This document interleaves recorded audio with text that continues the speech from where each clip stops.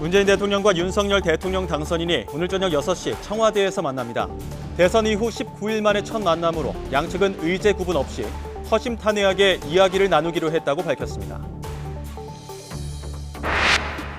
윤석열 당선인은 오늘 회동에서 민생이나 안보 현안에 대한 이야기가 나올 수 있을 것으로 본다고 말했습니다. 소상공인 손실보상 문제나 청와대 이전 문제, 그리고 이명박 전 대통령과 김경수 전 경남지사 사면 문제 등이 거론될 수 있다는 관측이 나오고 있습니다. 국민의힘 이준석 대표는 지하철 시위를 이어가는 장애인 단체를 겨냥해 이해할 수 없는 방식의 시위를 중단하라고 촉구했습니다. 반면 민주당은 장애인들이 왜 지하철에서 호소하는지 제대로 들어야 한다고 말했고, 정의당은 이 대표를 혐오 정치인으로 규정하며 사과를 요구했습니다. 서울중앙지검이 삼성그룹 계열사인 급식업체 삼성 웰스토리 본사를 상대로 압수수색을 진행하고 있습니다. 삼성그룹사들이 웰스토리를 부당 지원했다는 공정위 고발 사건 수사에 속도가 붙을 전망입니다. 정부가 광주 아파트 붕괴 사고를 일으킨 현대산업개발에 가장 엄중한 처분을 내려줄 것을 서울시에 요청했습니다. 서울시도 강도 높은 처벌에 공감하고 있는 만큼 영업 정지나 등록 말소 처분이 내려질 가능성이 높아 보입니다. 휴일 영향으로 코로나19 확진자가 어제보다 13만 명 넘게 줄면서 25일 만에 10만 명대로 떨어졌습니다. 정부는 오미크론 유행이 정점을 지나 서서히 감소세로 전환하고 있다고 설명했습니다.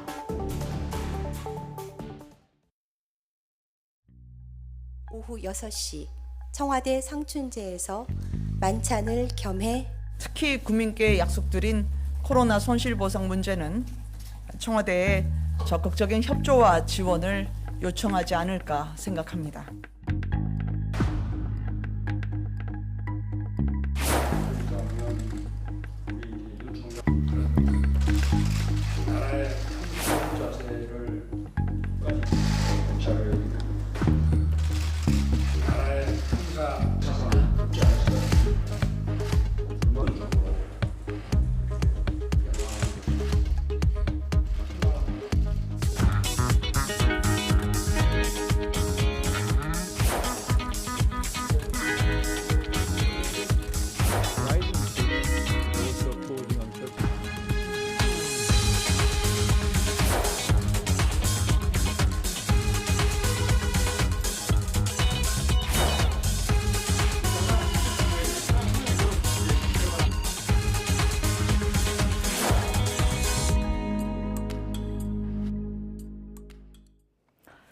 네, 이제 3시간 정도 남았죠. 오늘 저녁 청와대 상춘제에서 문재인 대통령과 윤석열 대통령 당선인 간 회동이 드디어 열립니다.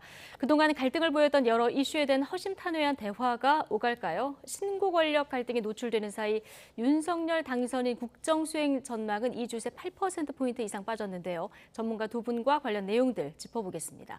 김영준 명지대 교수 그리고 배종찬 인사이트K 연구소장 두 분 모셨습니다. 어서 오십시오. 네, 안녕하세요. 안녕하십니까?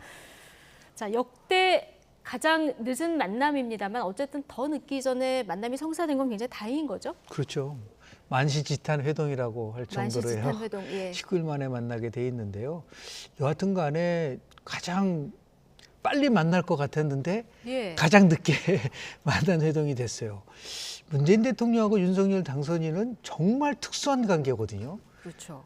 본인이 중앙지검장으로 임명을 해서 적폐청산 수사를 했고, 그리고 2019년 7월 달에 검찰총장으로 임명을 하면서 살아있는 권력에 대해서 성역 없는 수사를 하라고까지 요청을 했었던 예. 관계인데, 그 이후에 두 사람의 관계가 뭐 악화될 대로 악화됐는데요. 그래서 진짜 이거는 두 사람이 만나서 사적 감정을 다 풀어내고 네. 오로지 국민과 국익을 위해서 신구 권력이 어떻게 잘 국민들에게 다가설 수 있는 거를 얘기할 수 있는 기회가 네. 빨릴 거라고 생각을 했는데요. 예. 그럼에도 불구하고 오늘 만남은 나름대로 신구 권력 충돌의 일종의 변곡점이 될 수 있을 거라고 저는 봅니다. 변곡점이 될 수 있다. 그리고 만찬 회동을 했다는 얘기는 네. 그동안 여러 가지 논란이 됐었던 그 부분이 대부분이 해소된 거라고 저는 좀 해석을 하고 싶어요. 아, 그동안에 여러 가지 충돌을 빚어왔던 문제들이 어느 정도 물밑에서 해소가 됐다 이렇게 보시는 예, 거예요? 그렇지 않으면 만찬 회동을 할 수가 없죠. 예.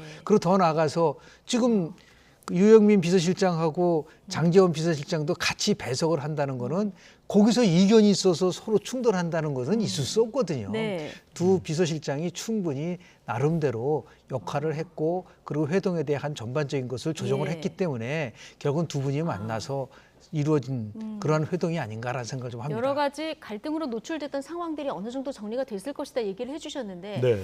가장 사실 핵심적으로 지적되어 온 것이 여러 가지가 있습니다만 감사위원 임명 문제인데 이 감사원에서 여기에 대해서 입장을 밝히면서 이게 어느 정도 일단락된 것 이것이 좀 결정적으로 영향을 미쳤을까요? 영향을 미쳤을 것 같습니다. 예. 그러니까 감사원에서 신구 정부의 협의 없이는 임명 제청이 적절한지 의문이다. 네.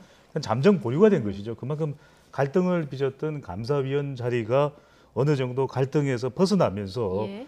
또 청와대 만찬으로 이어졌을 때는 과연 이것 때문일까 또는 이건만 그랬을까 네. 그렇지는 않다고 봅니다. 예. 그러니까 저는 답이 다 나오지는 않았지만 만날 수밖에 없는 것은 역시 국민 여론이죠. 안 만나고는 못 베기는 거죠. 네. 지금 여론이 화가 나 있거든요. 그렇기 때문에 만날 수밖에 없고 윤석열 당선인도 문재인 대통령도 부담이 되면 윤석열 당선인도 부담이 됩니다. 안 네. 만나고 있으면. 그러면 국정수행 기대감에도 부정적 영향을 줄 수 있는 것이고 예. 저는 감사위원 건 하나만은 아니었다고 봅니다. 그럼에도 불구하고 지금 여러 가지 산적하게 쌓여있는 현안들을 해결하려면 집무실 이전이든 또는 네. 추경협의든 대통령을 만나야 되거든요. 예. 안 만나고는 해결이 안 됩니다. 저는 답이 다 나왔다고는 보지 않지만 그래도 만나야 더 해결 가능해진다라고 네. 판단했을 수밖에는 없었으리라고 예. 보입니다. 어쨌든 계속 지연되면 양측 모두 정치적인 부담을 질 그럼요. 수밖에 없기 때문에 네. 만날 수밖에 없었을 것이다. 자, 역대 대통령과 당선인 간의 회동은 어땠을까? 네. 이 부분도 상당히 궁금한데요. 박석원 앵커가 정리해드립니다. 네, 문재인 대통령과 윤석열 당선인의 만남이 대선이 끝난 지 19일 만에 드디어 전격 성사됐습니다.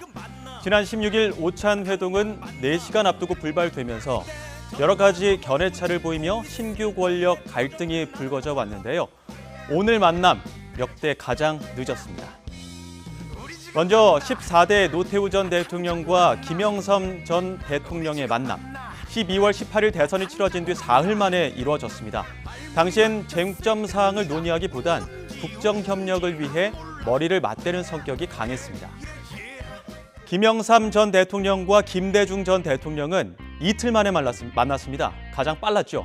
이 자리에서 IMF 합의사항 이행, 전직 대통령 사면 복권 문제 등 국정협력 관련 6개 합의사항을 전격 발표했습니다. 이후에도 당선인 취임 전까지 만찬과 6번의 정례회동 등 총 8차례 만남이 이루어졌습니다.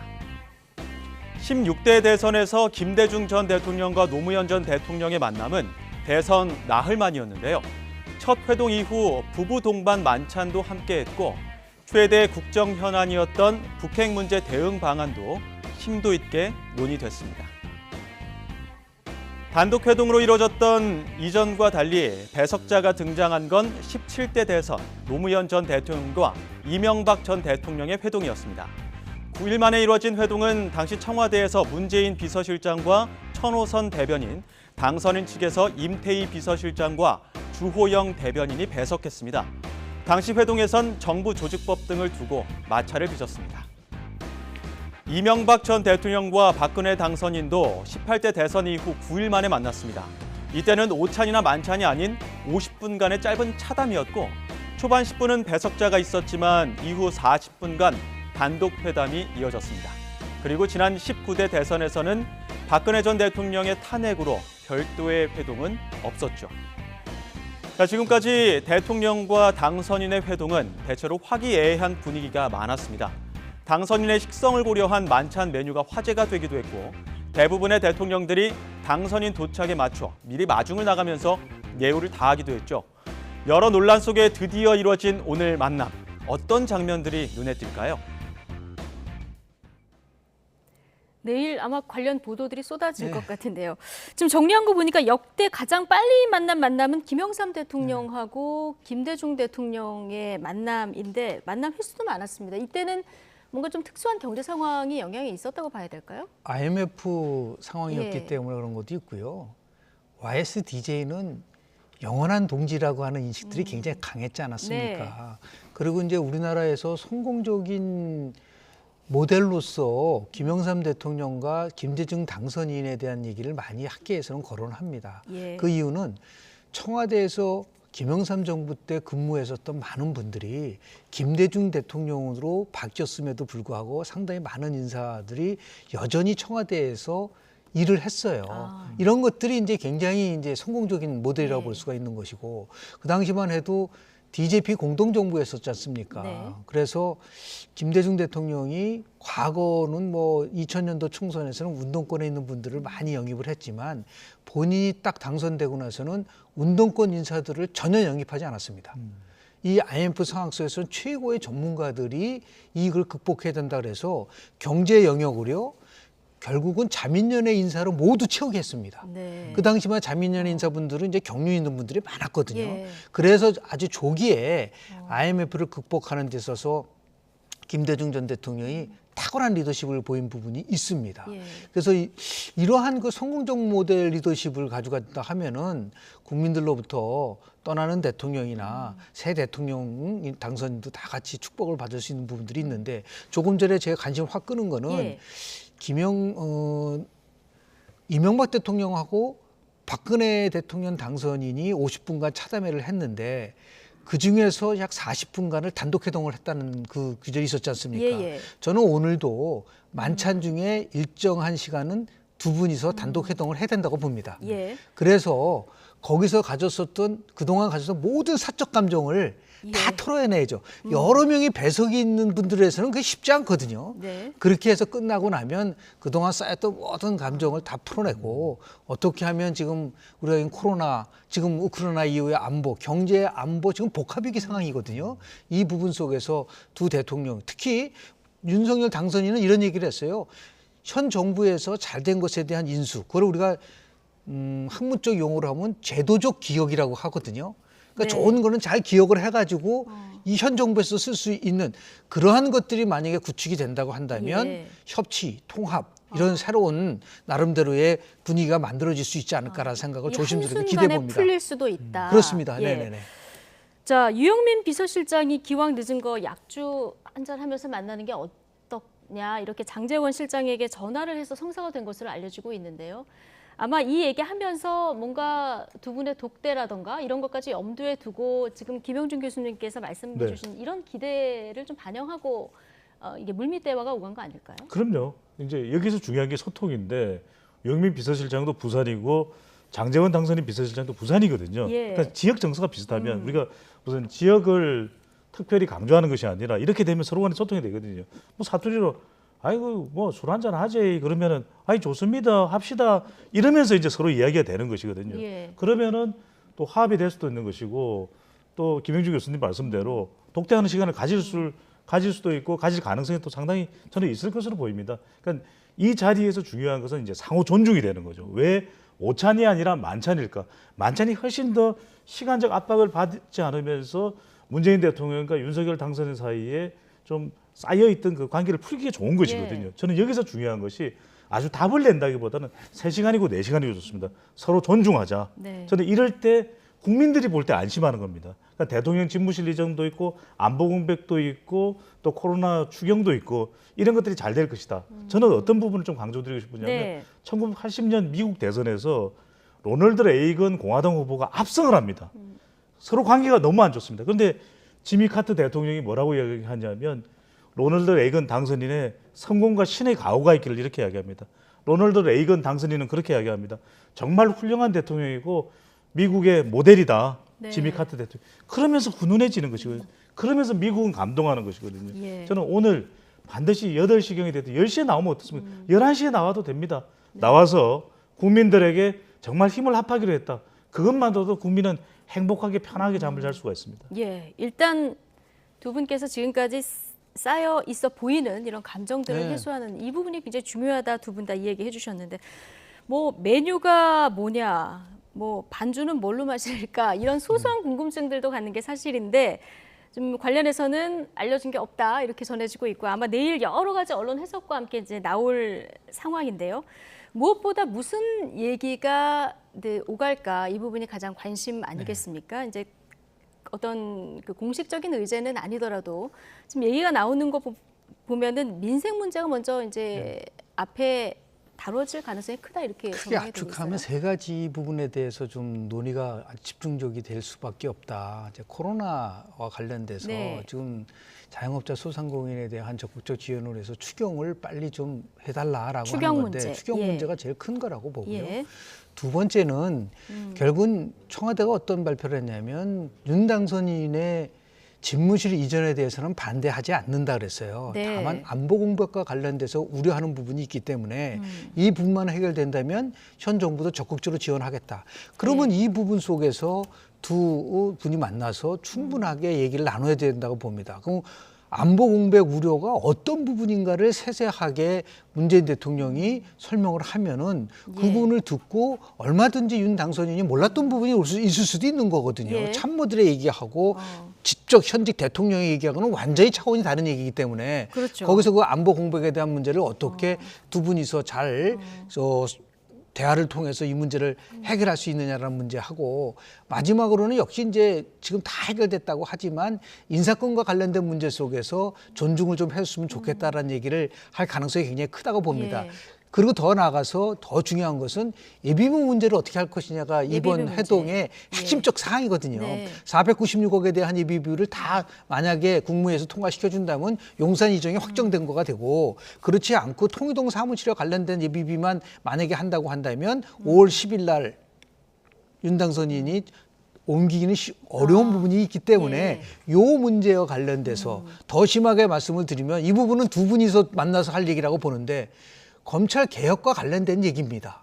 이 부분 때문에 결국 충돌되지 않았습니까? 네. 지금은 검수 완박을 지금 하려고 하는 거가 민주당의 입장이고 예. 그리고 지금 당선 입장에서 봤을 때는 아니 검찰의 독립성을 강화시켜야 되는데 이게 지금 상충을 하고 있기 때문에 예. 이게 굉장히 첨예한 문제예요. 이 부분 속에서 문재인 대통령이 그래도 현 집권당인 민주당에 대해서 어떠한 나름대로 메시지를 전달시켜 줄 수 있을 것이냐. 이게 만약에 잘만 해결된다고 한다면 다른 어떠한 것보다도 두 당선인들 사이 문재인 대통령하고 예. 윤석열 당선인 이 두 분 사이에서의 소통은 이루어지는데 이걸 위해서라도 네. 처음부터 단추가 잘못 낀 거예요. 이철이 정무수석하고 장제원 비서실장이 아니라 예. 비서실장끼리 먼저 만났어야 되는 거예요. 지난 2007년도에도 보면은 임태희 당선인 비서실장하고 그 당시에 문재인 예. 비서실장하고 제가 알기로는 4번 만난 걸로 알고 있습니다. 예. 그러니까 대통령 당선인들하고의 비서실장하고 저 비서실장은 만나야지만이 무엇이 문제인 걸 직접 소통할 수가 있는 부분이 있다. 예. 그래서 오늘 이후에도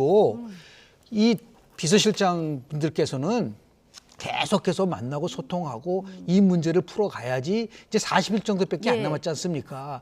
완만한 정말 그 소프트 랜딩을 할 수 있는 잘 국정 운영의 협조 관계가 만들어질 수 있는 예. 계기가 이루어지지 않을까 생각을 좀 합니다. 교수님 말씀하신 것 중에 지금 문재인 대통령이 민주당에서 지금 나오고 있는 검찰 개혁 네네. 목소리 여기에 대해서 어떤 방향으로 가야 되는지에 대한 언급을 하느냐 이 부분이 굉장히 주의 깊게 봐야 된다는 말씀을 가장 큰 거는 이런 얘기를 했어요. 예. 청와대는 윤석열 당선인의 공약과 국정 기조에 대해서 적극적으로 존중한다는 말을 썼단 네. 말이에요. 그럼 검찰 개혁과 관련돼서 윤 당선인이 지금 대통령 과정 속에 예. 성서 가져다온 공약이든 그 기조를 내세운 게 있거든요. 네. 그거를 존중해야지 문재인 대통령은 존중한다고 얘기를 하고 있는데 더불어민주당은 그거 네. 정반대로 간다고 했다면 그거는 제가 볼 때는 민주당으로서는 굉장히 잘못된 길을 가고 있고 미래의 위협적인 요소가 될 수 있고 이런 부분에 대해서도 한번 예. 허심탄회 이거는 두 분이서 정말 허심탄회하게 얘기할 부분이 아닌가라는 생각을 좀 합니다. 알겠습니다. 지금 대선 끝나고 나서 가장 많이 언론에 올라왔던 주제는 집무실 이전 그렇죠. 문제 아닌가 네. 싶은데 용산으로 이전한다가 36%, 청와대 유지한다가 53%. 지난 금요일에 나온 갤럽 여론조사로는 이렇습니다. 네. 내일 국무회의가 예정돼 있는 이런 상황이라서 김영준 교수께서 예비비 문제가 어떻게 얘기가 나올까 굉장히 주목되는 상황이다 얘기를 네. 해주셨거든요. 저는 문재인 대통령이 오늘 만남 이후에 네. 상당히 전향적으로 윤 당선인의 무게를 실어주는 힘을 실어주는 답변이 나올 가능성이 높다고 봅니다. 왜냐하면 네. 그것 자체가 이 윤석열 당선인은 여튼 청와대를 이전해야 되겠다, 대통령 집무실을 예. 이전해야 되겠다는 건 선거 때의 약속이었고, 물론 그때는 강화문 시대였지만, 예. 그리고 그럴 만한 또 명분도 있거든요. 그러니까 지금 고려해야 될 사항은 뭐냐면 세 가지입니다. 안보, 비용, 일정, 안보 공백, 그 다음에 비용, 책정, 또 일정, 확정 이 부분인데 전부 다 우리가 단언을 내릴 필요가 없습니다. 안보 공백도 절충하면 되는 것이고, 또 비용과 관련된 부분도 지금 인수위 측에서의 계산과 또 더불어민주당에서 나오는 계산이 다릅니다. 결과 계산 액수가 다릅니다. 근데 이것도 절충하면 되는 겁니다. 서로 내용들을 차분하게 구체적으로 검토해 보면 될 일이죠. 마지막에 일정도 5월 10일까지는 청와대를 비워라. 이건 사실상 불가능한 일정으로 확인이 되거든요. 그다음 이 모든 것을 조정하자. 예. 그래서 저는 오늘 나올 가능성이 아주 높은 것이 대통령 집무실 이전과 관련해서 TF 협의체를 구성을 하기로 했다. 네. 이것을 통해서 윤석열 당선인이 원만한 대통령 집무실 이전이 가능하도록 청와대는 적극적으로 협조할 것이고 여당과 정부에도 그런 당부를 하려고 한다. 저는 이 발언이 나올 가능성이 상당히 높다고 봅니다. 상당히 높다. 네. 오늘 두 분이 전망하신 내용이 실제 회동 뒤에 나올지 좀 보도록 하고요. 그 윤석열 당선인 국정수행 전망이요. 2주 새 8%포인트 넘게 하락을 했거든요. 잘한 것과 잘못한 것이 역전돼 있는데 지금 얘기한 이 용산 집무실 문제가 영향이 좀 컸을까요? 네, 저는 그렇게 봅니다. 지난주에 우리 방송을 계속 이어서 좀 상기를 해볼 필요가 예. 있는데 또 김영주 교수님께서 이런 조사의 효능감이 크지 않다. 저도 공감을 합니다. 근데 이제 이게 향후 5년간 윤석열 당선인이 대통령 임기가 시작됐을 때의 이제 전망인데 저는 오히려 지금 물어본 조사이기 때문에 네. 인수위와 윤석열 당선인의 행보에 대한 평가도 분명히 담겨 있다고 봅니다. 네. 그렇다면 이것을 뭐 절대 기준으로 볼 것이 아니라 참고할 필요가 있다. 예. 그렇다면 좀 더 소통을 더 적극적으로 하고 또 윤석열 당선 물론 정부 여당에서 또 청와대 대통령도 협력을 해줄 부분이 있겠지만 이제는 윤석열 당선인의 시대가 열리는 것이거든요. 그렇다면 더 적극적으로 소통하고 예. 더 적극적으로 협치하고 더 적극적으로 통합하는 모습을 보면 이 점수가 올라갑니다. 예. 그래서 일각에서는 국정수행 기대감을 올려라 이런 또 주장까지 나오고 있는데 저는 공감하는 부분이 있습니다. 여론조사에 일희일비할 필요는 없지만 예. 그래도 국정수행 기대감을 높여놓는 것은 여소야대 임기가 시작되는데 그만큼 이런 국민 여론을 가져가는 예. 것은 개혁 과제 또 공약 이행을 위해서는 윤석열 당선인은 반드시 필요합니다. 5월 10일부터. 예. 그런 점에서 저는 한 70%대까지 끌어올리기 위해서는 말 그대로 소협통, 소통, 협치, 통합만 있으면 가능할 수도 있다는 거죠. 예. 자, 어쨌든 윤석열 당선인 지금 취임 전인데 국정수행 전망 그 수치가 하락한 거 좀 신경 쓸 수밖에 없는 그렇죠. 이런 대목이죠. 주말에 있었던 인수위 워크숍에서도 우려가 나왔는데요. 관련 얘기 듣고 오시겠습니다. 새 정부, 새 당선이 된 기대치가 55% 정도밖에 안 됩니다. 그리고 새 정부가 출범한 20일 후에 지방선거가 있습니다. 그래서 저희가 어떤 원활한 국정 운영의 환경을 만들기 위해서라면 적어도 새 정부에 대한 국민의 기대치를 적어도 65% 이상까지는 저희 인수위가 끌어올려야 됩니다.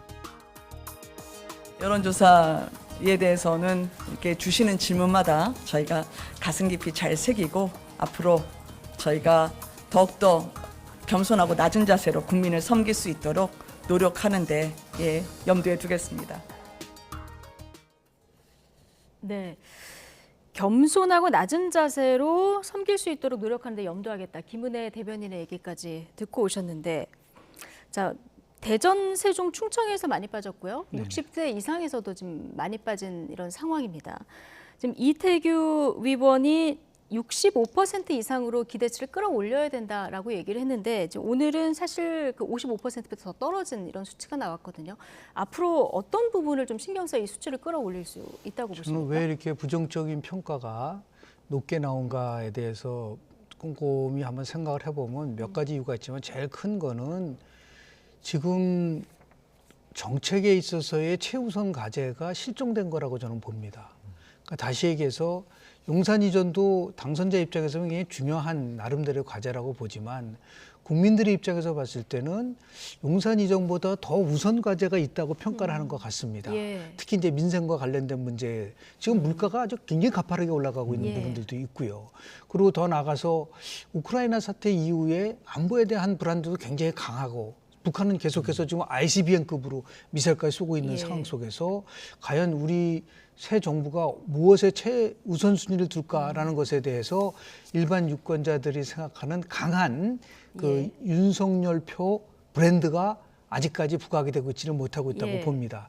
그러다 보니까 이제 인수위가 지금 이제 굉장히 활동을 하고 있기 때문에 이런 생각은 좀 벗어나야 될 것 같아요. 과거처럼 뭐 100대 과제, 140대 과제 이렇게 하지는 말고 예. 정말 절실하게 필요한 최소한도 핵심적인 뭐 10대 과제와 10대 과제를 빨리 선정을 해서 그래서 새 정부가 들어오면은 우리의 삶이 어떻게 바뀔 것이냐에 대한 처음부터 국민과 국익을 최우선 과제로 하고 실용이라는 것을 최우선 과제로 하라고 윤 당선인이 워크숍에서 얘기를 했다면 거기에 걸맞는 어젠다가 나와야 되는데 아직까지 그 어젠다가 나오고 있지는 않기 때문에 어젠다가 없는데 기대를 가질 수가 없지 않겠습니까? 이제 그런 부분하고 또 두 번째는 지금 신구 권력 간의 갈등이 저는 중요한 영향을 미쳤을 거라고 봐요. 또 0.73%포인트로 아주 박빙의 차이로 끝나다 보니까 당연히 진보 지역은 결집을 하는 상황에 올 수밖에 없는 것이고 그래서 오늘 밤 제가 볼 때 이제 계기로 해서 변곡점이 돼서 문재인 대통령하고 윤석열 당선인하고 정말 국민에게 뭔가 새로움을 주고 희망을 주고 기대를 줄 수 있는 그러한 가시적인 조치들이 나오면 제가 볼 때는 오늘 나온 조사 결과보다는 다음에 조사를 할 때는 긍정에 대한 평가가 완만하게 좀 상승할 수 있는 그리고 더 나아가서 인사에 대한 부분이 굉장히 중요해요. 이제 뭐 4월 초에 공천 임명을 한다는데 어떤 인물을 가지고 새 내각을 구성할 것이냐도 상당한 기대감을 줄 수 있기 때문에 그런 분에 각별히 좀 신경을 썼으면 좋겠다는 말씀 좀 드립니다. 그 전망 잠시 뒤에 해보도록 하고요. 문재인 대통령 국정수행평가 더 올랐습니다. 네. 레임덕이 없는 대통령 어떤 이유가 가장 크다고 봐야 될까요? 첫 번째는 지지층들이 이제 결집을 하는 것이죠. 예. 그만큼 대선 이후에 이재명 더불어민주당 상임고문 외에 지금 진보 진영의 중심에 서 있는 인물은 역시 문재인 대통령이거든요. 바로 그런 대통령 중심으로 결집하는 현상. 그만큼 진보와 보수가 나눠져 있고 대선 이후에도 문재인 대통령과 윤석열 당선인 사이에 대결 구도가 되고 있다. 예. 두 번째로는 저는 지방선거입니다. 지금 일단은 이재명 상임고문은 2선으로 물러선 상황이기 때문에 그래도 대통령의 후광효과 그러니까 이제 지방선거에 나서는 사람들은 문재인 대통령을 강조할 수밖에 없거든요. 그런 현상도 있고 저는 세 번째는 학습 효과라고 봅니다. 결국 대통령의 지지율이 와르르 무너졌을 때 노무현 전 대통령 때의 학습 효과죠. 결국에는 진보 진영의 기반 자체가 무너지면서 패종이 됐거든요. 그러니까 이제는 대선의 결과도 굉장히 적은 비율의 차이였기 때문에 대통령을 중심으로 해서 똘똘 뭉쳐서 가고 있는 형국이라고 봐야 되는 것이죠. 자, 아까 김용준 교수님 말씀하셨듯이 0.73% 박빙 차이기 때문에 앞으로 이슈 하나하나에 정말 신중을 다해서 관리를 해나가야 되는 이런 시점인데요. 자, 이런 가운데 국민의힘 이준석 대표의 장애인 시위 발언이 지금 정치권 공방으로 확대되고 있습니다. 김혜지 의원 직접 현장을 찾아서 무릎을 꿇기도 했는데요. 관련 내용 듣고 오시겠습니다. 서울 지하철 3호선과 4호선은 서울의 여러 서민 주거 지역을 관통해 도심과 잇는 지하철 노선입니다. 전장에는 조건을 걸지 말고 현재 이해할 수 없는 방식의 시위를 중단하십시오. 우리 사회에서 특정 집단의 요구 사항은 100% 꼭 관철되는 것은 어렵습니다. 그렇다고 해서 선량한 시민 최대 다수의 불편을 야기해서 뜻을 관철하겠다는 방식은 문명 사회에서는 받아들이기 어려운 방식입니다. 그런 정치의 책임 방기를 지적하고 이 시정을 촉구하기 위해서 시민들이 이렇게 몸소 직접 행동을 나서는 것은 대한민국 헌법에 보장되어 있는 중요한 집회와 시위의 자유 그리고 권리입니다. 그래서 이런 시위에 대해서 굉장히 모욕적인 발언, 폄하 표현 이런 것들을 차기 여당의 당대표가 되실 분께서 반복하고 있다는 점에 대해서 깊은 유감을 많은 분들께서 표하셨습니다. 그래서 여러분과 마음을 나누지 못해서 정말 죄송하다는 말씀 정치권을 대신해서 제가 대표로 사과드립니다. 정말 죄송합니다, 여러분. 또한 출근길 불편함을 토로하고 계신 많은 국민들이 계십니다. 그 또한 우리의 국민들입니다. 정말 죄송합니다. 네. 자, 김혜지 국민의힘 의원이 저렇게 무릎을 꿇고 사과하는 모습까지 보고 오셨는데 이준석 대표는 불특정 다수가 불편을 겪고 있다. 직장인들이 특히 이제 불편을 겪고 있다는 점, 이런 점을 이제 내세우고 있는 상황인데 정치권 전반적으로 보면은 좀 혐오 정치다 이런 비판도 많이 나오는 것 같습니다. 프랑스에서는 우리보다 굉장히 시위가 많거든요. 근데 그 프랑스인을 상대로 해서 조사를 한 적이 있어요. 이렇게 지금 이제 시위가 있을 때 당신은 어떤 생각이 드냐. 네. 그러니까 지금은 이준석 대표는 굉장히 불편한 거다라고 얘기를 하고 있지만 그 프랑스인들은 어떻게 되더라고요. 나도 나의 이익과 관련돼 있으면 저렇게 시위를 할 수 있는 권리가 있을 수 있기 때문에 그 사람들의 행위에 대해서 나는 이해한다. 그렇게 대답을 했거든요. 저는 뭐 이준석 대표가 시민들의 불편을 줬다고 단정적으로 얘기를 하지만 우리가 지나가면서 장애인 이동권에 관련된 보장을 그럼 도대체 이 정부는 왜 못하고 있는 것인지에 대한 부분이 얼마든지 있을 수 있는 부분들이 있거든요. 그 롤즈라고 하는 정치 철학자는 뭐라고 했냐면 선천적으로 다른 사람과 비해서 나름대로 열등하게 태어나신 장애인 분들에 대해서 기회를 우선권으로 주는 게 정의라고 얘기를 했어요.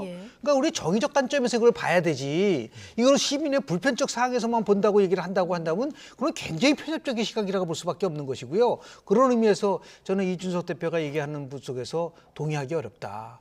훨씬 더 우리가 성숙한 우리가 민주주의라든지 그리고 시위와 관련된 헌법에서 보장된 집회 결세 자유가 있지 않습니까? 이런 부분들에 대해서도 좀 더 깊이 생각을 한다고 한다면 저는 이준석 대표의 그런 생각도 바뀌지 않을까라는 생각을 좀 합니다. 예, 자, 우리 국민들은 어떻게 보고 계실까요? 배종찬 소장님은 네. 앞으로 이 이슈 여론에 어떤 영향을 미칠 거라고 보십니까? 이준석 국민의힘 대표의 발언이나 또 불편하다고 인식하는 정치인이 있다면 상당히 악화될 수밖에 없죠. 저는 김영준 교수님 말씀에 전적으로 공감하면서 왜 그럴까? 이제 첫 번째 찾아야 되는 것은 이유입니다. 이유. 왜 장애인 단체가 이렇게 시위하고 이렇게 행동할 수밖에 없을까? 우리는 불편하다고 이야기하죠. 장애인분들은 더 불편합니다. 더 심각합니다. 그분들에게는 죽고 사는 문제일 수도 있습니다. 두 번째는 뭐냐? 이것이 장애인분들만의 문제일까요? 우리 모두의 문제입니다. 장애인분들도 가족이 있습니다. 친구가 있습니다. 더 힘든 것이죠. 그렇다면 무릇 정치인을 우리가 왜 정치인에게 호소하고 기대는 이유는 뭡니까? 비판을 하는 것을 들으려고 하는 것이 아니라 해법입니다. 그러면 자 이렇게 해도 뭔가 좀 법안이 잘 안 만들어지고 하는데 우리가 어떻게 하죠? 다 모입시다. 국민의힘 전 의원을 참석하게 만들어서 우리 이들을 위한 해법이 뭡니까? 그들의 눈물을 닦아줄 수 있는 방법이 뭡니까? 해법을 찾아내는 게 맞는 거죠. 저는 더 여론은 특히 MZ세대, 여성, 중도층, 대선 때 얼마나 중요했습니까? M여중. 이들의 여론은 더 악화될 수밖에 없는 것이죠. 이들의 여론은 더 악화될 수밖에 없다. 어쨌든 정치권이 머리를 맞대서 좀 해법을 찾아야 되는 이런 문제인 건 분명한 것 같고요. 자, 마지막으로 이 얘기 짧게 해볼 텐데 내각 구성의 첫 단추가 이제 국무총리 아니겠습니까? 하나평이 뭐 굉장히 많은 인물들이 나오고 있는 상황입니다. 지금 나온 인물들 몇몇 보면은 뭐 안철수 대통령직 인수위원장은 뭐 계속 거론이 되었고요. 김한길 인수위 국민통합위원장, 그리고 박주선 취임준비위원장, 한덕수 전 국무총리, 박용만 전 두산그룹 회장도 들어가 있고요. 권영세 그 대통령직 인수위 부위원장 이름도 나오고 이 밖에 뭐 여러 명이 또 등장하는 이런 상황인데 김영준 교수님 보시기에 이 가운데 좀 적임자가 있어 보이십니까? 실제로 보면 이제 정무형이냐, 네. 정무형은 이제 야당과의 관계를 잘 이끌어 가실 수 있는 분. 뭐 김한길 지금 보니까 인수위 국가통합위원장이 그쪽에 아주 적임이라고 얘기를 하는 부분들이 있고요. 정무 통합. 네, 경제형 같은 경우는 뭐 박영환 지금 얘기하는 회장님도 이제 경제형이라고 볼 수가 있는 것이고 더 나아가서 관리형, 그냥 대통령과 같이 하는 것보다는 의전적인 부분에 관심을 두는 부분들도 있을 수 있겠고요. 이런 여러 가지 형이 있지만은 이번에 총리는 두 가지 면에서 과거 총리와 좀 달라요. 초대 총리가. 제일 첫 번째는 책임 총리란 말을 당선인이 선거 기간 내내 썼기 때문에요. 두 번째는 이게 공동정부라는 것을 얻어도 되는데 다만 이게 이제 두 정당, 국민의당과 국민의힘이 합당을 하게 되면 이제 공동정부라는 건 이제 사라지는 거죠. 왜냐하면 같은 당에서 있기 때문에 공동정부라는 건 사라지기 때문에 다만 제가 추론한 거는 대통령 당선인이 그동안 얘기한 거가 크게 세 가지로 빅데이터 분석을 해보면 실용에 대한 얘기를 많이 했고요. 두 번째는 경제에 대한 얘기를 많이 했고 그리고 세 번째는 통합에 대한 얘기를 많이 했단 말이죠. 그러니까 경제 성장을 통해서 복지와 선순환 구조를 이루면서 사회가 통합적으로 가져간다고 한다면 예. 본인이 갖고 있는 열정보다도 이제 국무총리는 나름대로 경제적 식견과 경륜을 갖고 있는 분 쪽에다가 예. 비중을 두지 않을까라는 생각을 조심스럽게 예. 생각해 봅니다. 네. 오늘 인수위에서도 경제 원팀을 이룰 최적임자를 찾는 중이다 이런 메시지가 나오거든요.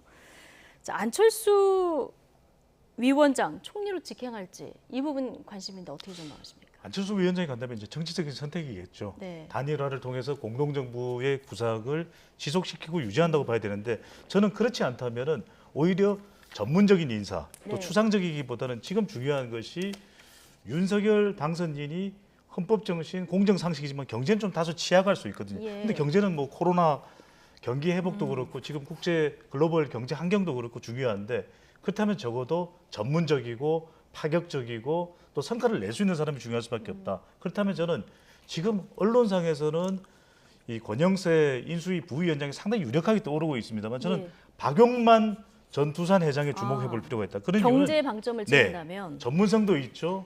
그리고 또 하나의 개혁적인 경영을 했죠. 또 하나는 정경련 회장이 아니라 대한상공회의소 회장 출신이라는 겁니다. 예. 그만큼 중견기업과 중소기업까지 두루 살폈던 그런 경력이 있기 때문에 네. 박용만 전 회장도 상당히 주목받을 것으로 보입니다. 예, 알겠습니다.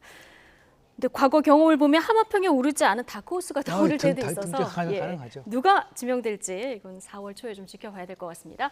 김영준 명지대 교수, 배종찬 인사이트K 연구소장 오늘 두 분과 함께했습니다. 고맙습니다. 네, 감사합니다.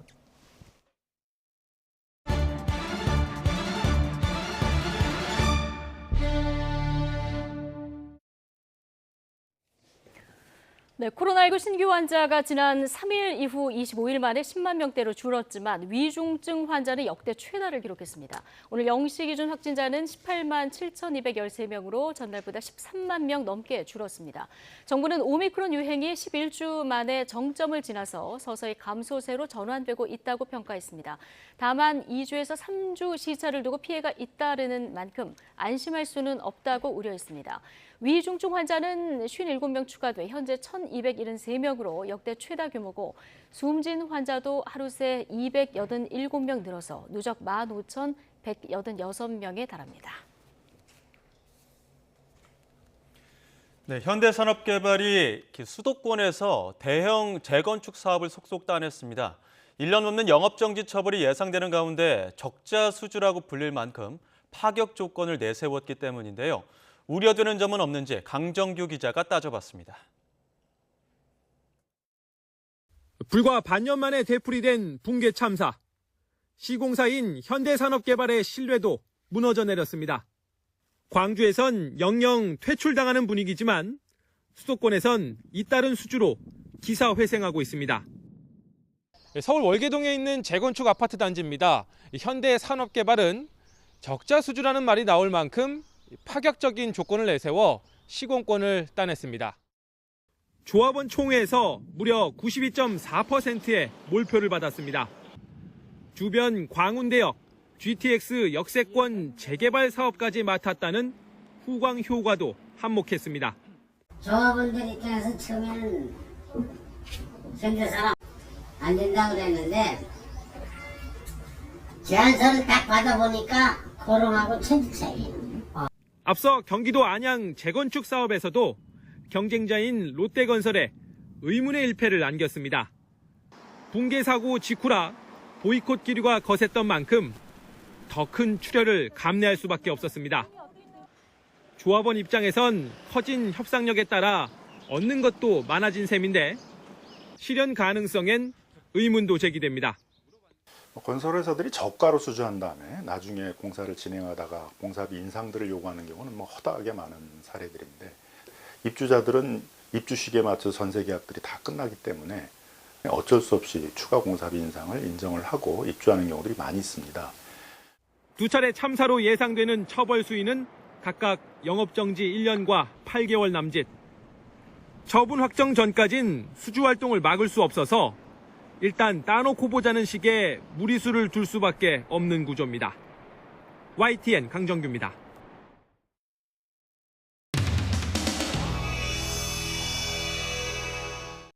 당 공직 선출 규정 제68조에 의거하여 박홍근 후보가 최다 득표하여 더불어민주당 원내대표에 당선되었음을 선포합니다.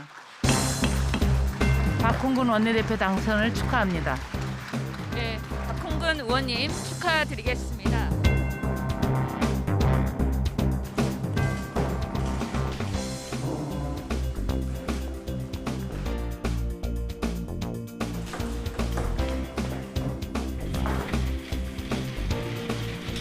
아주 좋은 걸로 여기 제가 직접 가서 선택을 해서 가져왔습니다. 진심을 담아서 축하드립니다. 우리 윤석열 당선자한테 말씀드린 것처럼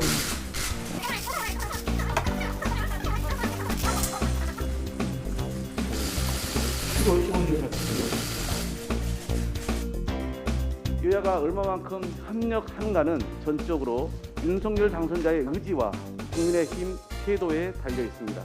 저는 최대한 빠른 시일 안에 국민의힘 김기현 원내대표를 찾아뵙고 추경을 포함한 민생입법 협상을 곧바로 개시하겠습니다. 우리 박홍건 신임 원내대표 당선을 진심으로 축하를 드렸습니다. 개인적으로 우리 박홍건 신임 원내대표와 저는 사석에서는 호영호재하는 사이고 야당 원내대표가 의사진행 발언하는데 이렇게 막는 것이 예의입니까? 이렇게 무리합니까? 이게 협치입니까? 예의보다 더 중요한 게 예의를 지키세요. 청와대에서 이렇게 하라고요? 왜 나올 것 같습니까? 청와대에서 이렇게 하래요? 대표님 모시고 오세요. 아이고, 옛날 박근혜 대통령 때는 지금 박근혜 대통령 때 국회의원 안 했거든요? 그렇게 알아서 얘기하고 나가려고 그런 겁니다. 나가세요 그냥. 그렇게 얘기할 지금 상황이니까. 아유, 야당이세요? 왜 그러세요? 회의하자는데.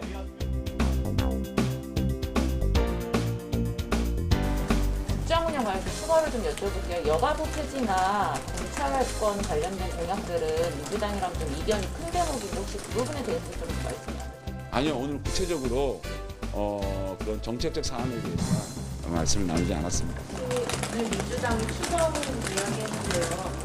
아직까지 저희들이 그 내용을 구체화시키지 못했기 때문에 민주당에서는 그 안방이라는 얘기도 하고 있는데. 아니요. 정책적으로 구체적인 사안에 대해서 제가 말씀을 나누지 못했습니다. 그 거대 야당이 될 상황인데 민주당이 그 부분에 대해서 좀 협치 같은 거 염려를 많이 하셔서 부탁 말씀 좀 더 하셨을 것 같아요. 저도 걱정이에요. 저희도 걱정인데.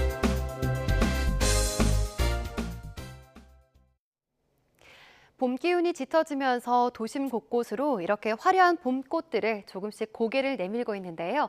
오늘은 날이 무척 포근합니다. 따스한 햇살이 내리쬐며 서울 기온 14.8도까지 올랐습니다. 내일은 서울 낮 기온 16도까지 올라서 오늘보다 더 포근하겠습니다.